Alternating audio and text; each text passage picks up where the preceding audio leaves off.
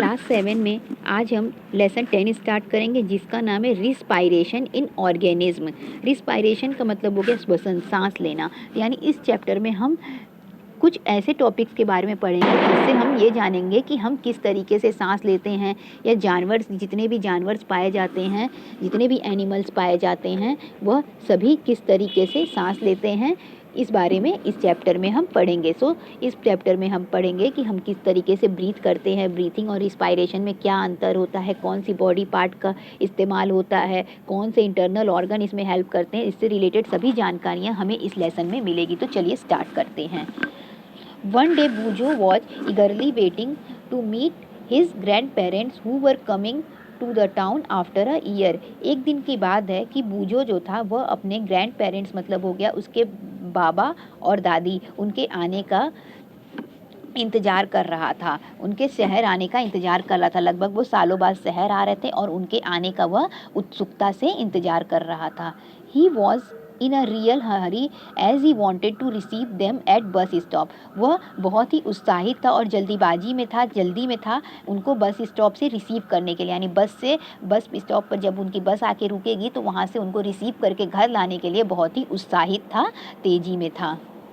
He ran fast and reached the bus stop in few minutes। और उसके बाद से जब बस वहाँ पहुँची तो वह दौड़ते हुए बस स्टॉप पे गया, कुछ ही मिनट में पहुँच गया। यानी वह बहुत तेज़ दौड़ा और कुछ ही समय बाद वह बस स्टॉप पर पहुँच गया। He was breathing rapidly। और क्या हो रहा था, जब बहुत तेज़ दौड़ के गया तो वो क्या हो रहा था, उसकी सांसें बहुत तेज़ चल रही थी, वो बहुत तेज़ सांस ले रहा था। His grandmother asked him why he was breathing so fast। उसकी दादी जो है उससे पूछने की, बेटा तुम इतनी तेज़ सांस क्यों ले रहे हो। Boojho told her that he came running all the way. तो बूझो बताता है कि दादी, मैं पूरे रास्ते दौड़ते हुए आया हूँ इस वजह से। But the question got struck in his mind. लेकिन तभी क्या होता है कि उसके दिमाग में एक क्वेश्चन आता है, उसके दिमाग में एक क्वेश्चन स्ट्राइक करता है। He wondered why running makes a person breathe fast। उसके दिमाग में यह क्वेश्चन राइज करता है, उसके दिमाग में एक क्वेश्चन राइज करता है। तो देखिए क्या क्वेश्चन राइज करता है, उसके दिमाग में यह क्वेश्चन आता है कि जब इंसान दौड़ता है, जब कोई व्यक्ति दौड़ता है तो उसकी ब्रीथिंग तेज़ क्यों हो जाती है, क्यों वो तेज़ी से सांस लेने लगता है। आप भी अगर कभी बहुत तेज़ दौड़ते होंगे तो आपकी भी ब्रीथिंग क्या हो जाती है, बहुत तेज़ सांस चलने लगती है। तो क्या आपने कभी सोचा है कि ऐसा क्यों होता है? तो हम उसके बारे में इस लेसन में जानेंगे कि ऐसा क्यों होता है। The answer to Boojho question lie in understanding why we breathe. Answer जो था बूझो के क्वेश्चन का वह इसी में आ रहा था कि हम सांस क्यों लेते हैं।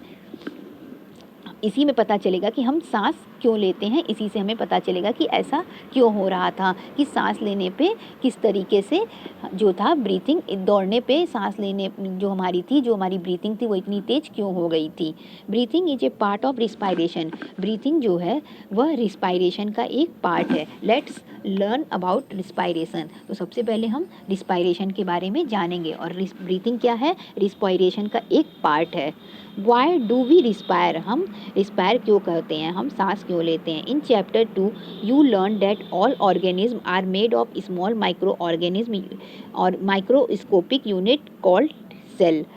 चैप्टर 2 में हम सभी पढ़े हैं कि जितने भी ऑर्गेनिज्म होते हैं, जीव जंतु होते हैं, वह छोटे छोटे माइक्रोस्कोपिक यूनिट से मिलके बने होते हैं, जिन्हें हम सेल कहते हैं। यानी छोटे छोटे सेल से मिलके बने होते हैं।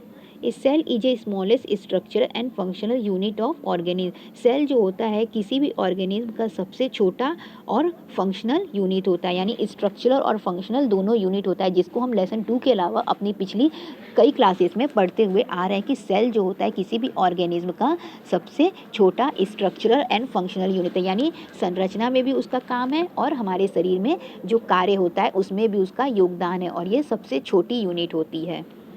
Each cell of an organism performs a certain function such as nutrition, transport, excretion and reproduction।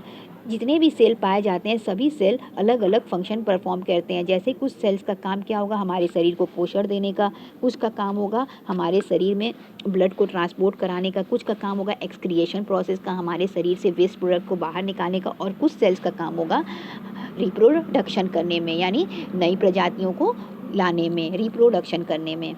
To perform this function cell need energy, और कोई भी फंक्शन जो भी परफॉर्म होता है उसके लिए हमें ऊर्जा की ज़रूरत पड़ेगी, यानी सेल को भी किसकी ज़रूरत पड़ेगी, ऊर्जा की ज़रूरत पड़ेगी, एनर्जी की ज़रूरत पड़ेगी, बिना एनर्जी के काम नहीं हो पाएगा।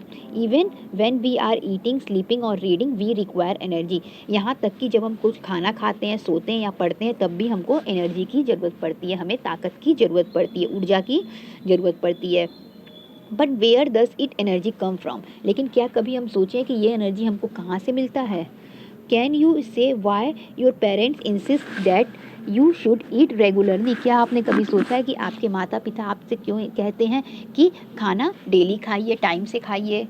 The food has storeyed energy, क्यों? क्योंकि खाने से क्या होता है, हमें ताकत मिलती है, एनर्जी मिलती है, इसी वजह से ना हमें हमारे पेरेंट्स हमसे कहते हैं कि खाना जो है उसे टाइम से खाइए, रेगुलरली खाइए, क्योंकि खाने से क्या होता है, हमें एनर्जी मिलती है। फूड के पास क्या होता है, एनर्जी होता है, जो हमें क्या देता है, फूड हमें एनर्जी देता है। विच रिलीज ड्यूरिंग रिस्पायरेशन, जो कि रिस्पायरेशन के समय रिलीज होता है, निकलता है, जो भी हमारे खाने से एनर्जी मिलती है वो हमें रिस्पायरेशन से रिलीज होती है।